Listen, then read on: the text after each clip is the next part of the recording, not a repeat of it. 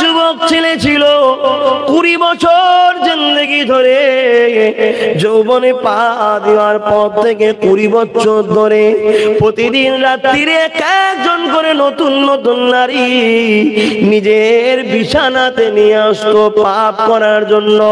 এ যুবক একবারও কিন্তু ভাবলে না যৌবনটা দিল কে? যদি আল্লাহ না দিত এই জিন্দেগিটা কোনো দাম থাকতো না, কেউ আমাকে গুরুত্ব দিত না, আমার পরিবারও আমার সঙ্গে থাকতো না।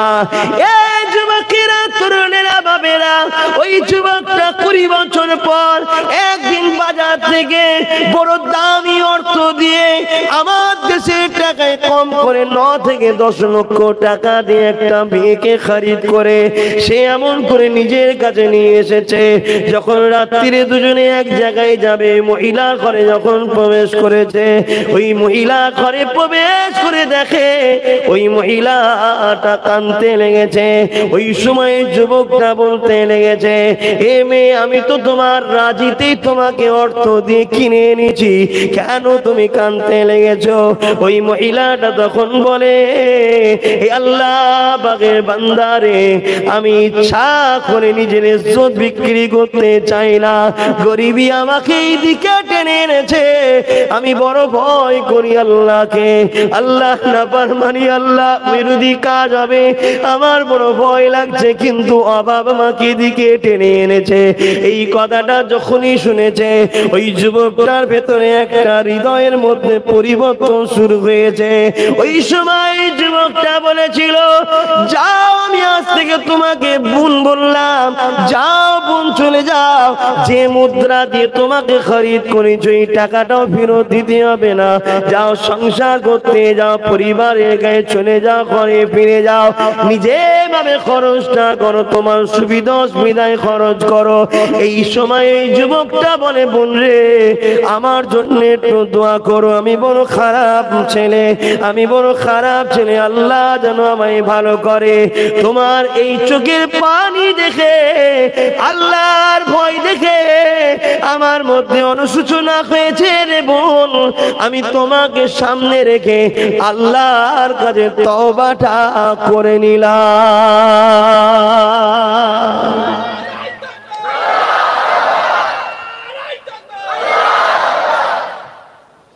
মেয়েটা চলে গেল।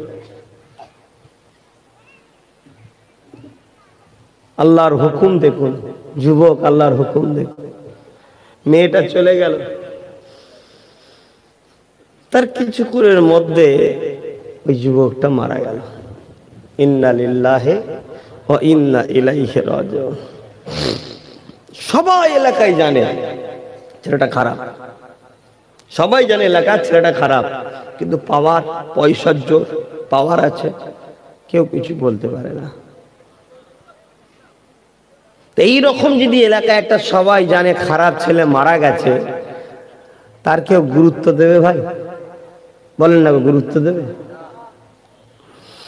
কিন্তু পরের দিন সকাল যে হয়েছে, সবাই যখন বেরোয়, ওই যুবকের ঘরের দরজার সামনে দিয়ে যখন যায়, দরজার গোড়ায় লেখা আছে এই যুবকের নাম দিয়ে, যে আল্লাহ এর তওবাকে কবুল করেছে, আল্লাহ এর জীবনের গুনাহ মাফ করে দিয়েছে।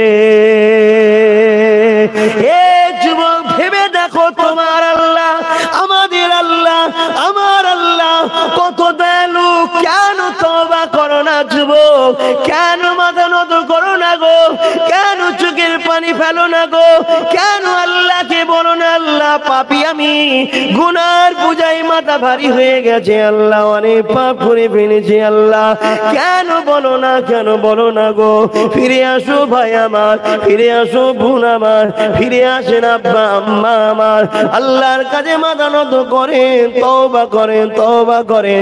আর এক রায়াতের কথা মনে পড়েছে, এমন সময় একটা বান্দা ছিল যে 70 বছর হায়াতে জিন্দেগিতে কোনদিন ধরে আল্লাহকে ডাকেনি, একদিন ভুল করে সামাদের জায়গায় আল্লাহ পাকের একটা নাম সামাদ, ওই সামাদ বলে ডেকেছে। সঙ্গে সঙ্গে আল্লাহ সাড়া দিয়েছে, আমার বান্দারে বল আমি আল্লাহ হাজির আছি। 70 বছর ধরে আল্লাহর বিরোধী করেছে, 70 বছর ধরে নকল খোদার উপাসনা করেছে, 70 বছর সামদ নামে একটা দেবীর উপাসনা করেছে।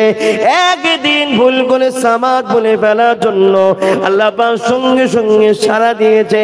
ভেবে দেখো কত দয়ালু আল্লাহ, কেন তুমি গুনাহ মাফ করাতে চাইছো না গো? তোমার আখিরাতটা ভয়ঙ্কর হয়ে যাবে গো, তুমি তাই তওবা করে নাও গো। ওই সময় আল্লাহ পাকের ফেরেশতা বলেছিলেন, ও রব্বি আল্লাহ পাক, ও তো ইচ্ছা করে আপনাকে ডাকেনে, ভুল বশত ডেকে ফেলেছে।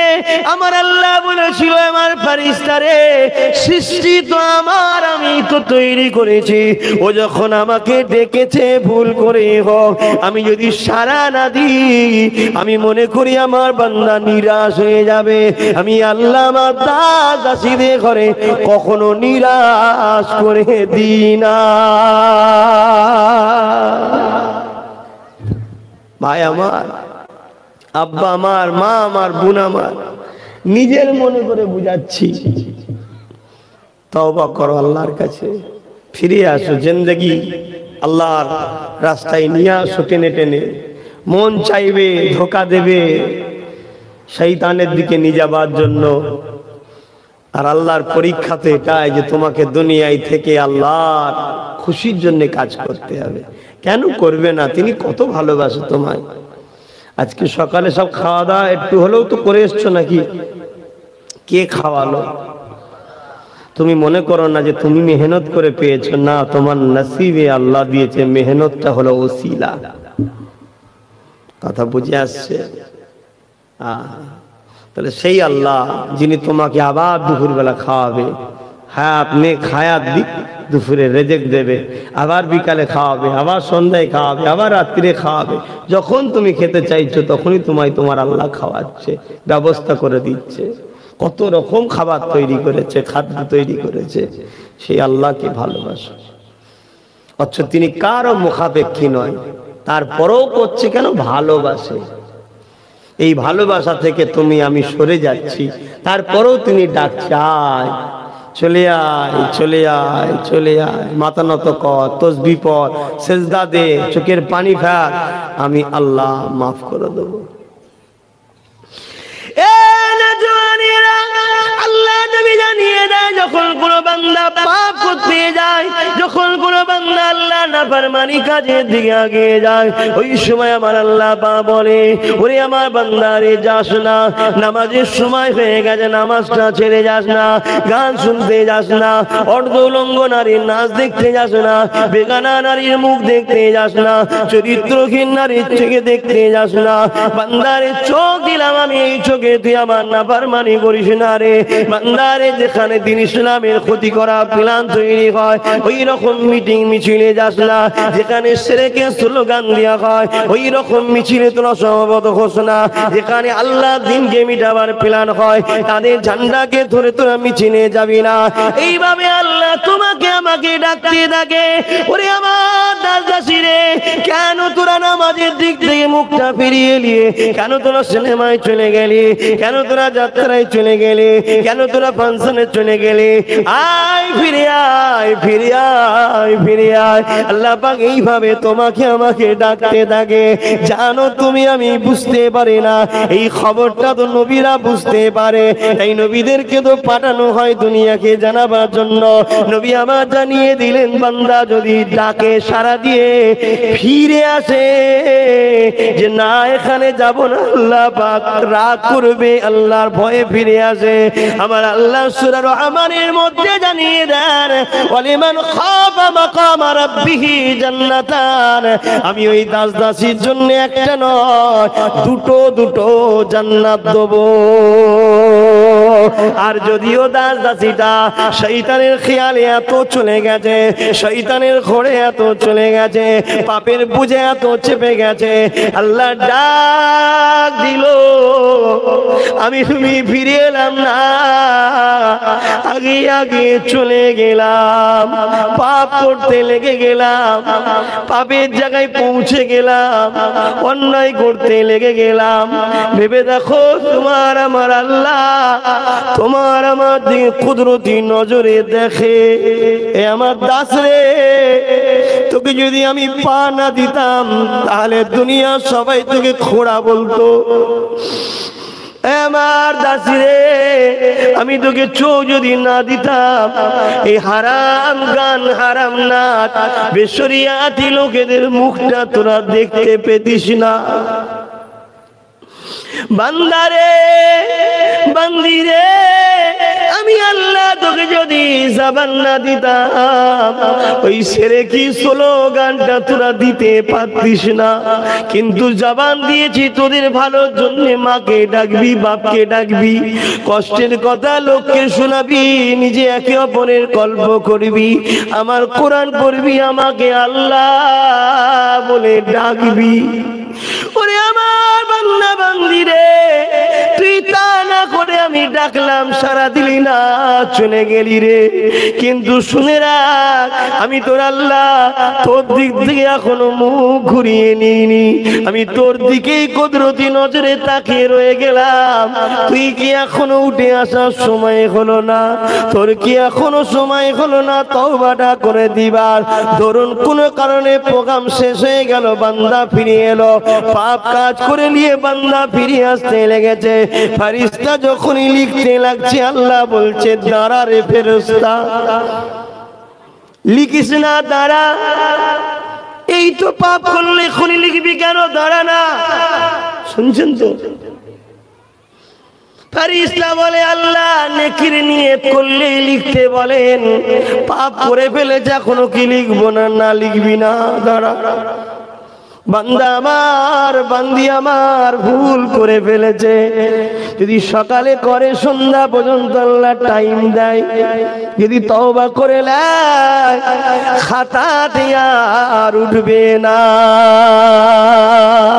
যদি রাতে করে ফেলে সকাল ফজর পর্যন্ত টাইম দেয়, যদি তওবা করে নেয় আর খাতায় উঠবে না। খেয়াল করে দেখুন, এত পাপ আমার তোমার জীবনে আছে, হয়তো তোমাদের নাও থাকতে পারে, আমার রয়েছে। অনেক পাপ রয়েছে, অনেক অন্যায় আছে, পাপের সাগরে ডুবে আছি আমি আব্বাস। তথাপি আমার আল্লাহ এত ইজ্জত এত সম্মান দিয়েছে, যেখানে দাঁড়িয়ে যায় লাখো আল্লাহর বান্দা আমার কাছে চলে যায়, যেখানেই যায় সেখানেই সবাইকে আল্লাহ আমার পাশে জড়ো করে দেয়। এত ইজ্জত সম্মান দিয়েছে, যা বলি মানুষ ছেলে মনে করে, ভাই মনে করে মেনে নেয়। অথচ পাপের সাগরে আমি ডুবে আছি, তুমি জানো না, আল্লাহ জানে। ভাই আমার, আসো সেই আল্লাহকে খুশি করি, আসো আমিও তওবা করি, তোমরাও তওবা করো। আর নয় কাজা নামাজ, আর নয় গান বাজনা, আর নয় যাত্রা, আর নয় ফাংশন, আর নয় শিরকি স্লোগান, আর নয় বেহুদাদের মজলিসে বসা, আর নয় মৃত্যুদের দলভুক্ত হওয়া, আর নয় ইসলাম দুশমনদের সাথে উঠা বসা। তওবা করে দি, আর নয়, আর নয়। খেলাধুলা করতে হবে, কিন্তু হাঁটুর উপরে কাপড় তুলে আর খেলা নয়। যারা ইসলামের দুশমন তাদের খেলালে আনন্দ নয়।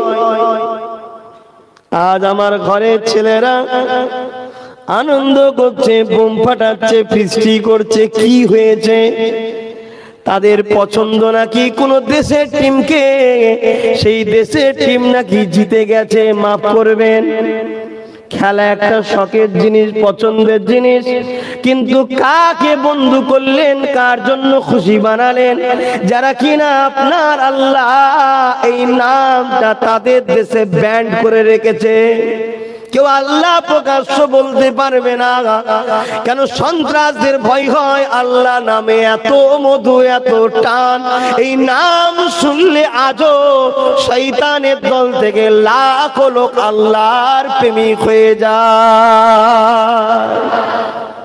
তাদের জন্য আমাদের বাচ্চারা আনন্দ করছে। যে তোমার আল্লাহর নামটাকে ঘৃণা করে, যারা দাজ্জালের সৈন্য কাতারে সাথ দেবে। আমার ভাই, নিঃশ্বাস পুরোতে বেশিক্ষণ সময় লাগে না। কখনো কখনো আমি ঘরে শুয়ে থাকি আর ওপর দিকে দেখি খাট টাট আলমারি টালমারি দেখি, আমি আমার কথা বলছি, আল্লাহ একটা ঘর করিয়েছে, কথা বুঝছেন না? বোঝেন না? ভালো ঘর করা, ভালো গাড়ি চাপা, ভালো জামা কাপড় পরা শরিয়তে হারাম নয়, রাসূলের ইজাজত আছে, কিন্তু হালাল ইনকাম। কিসে? হালাল।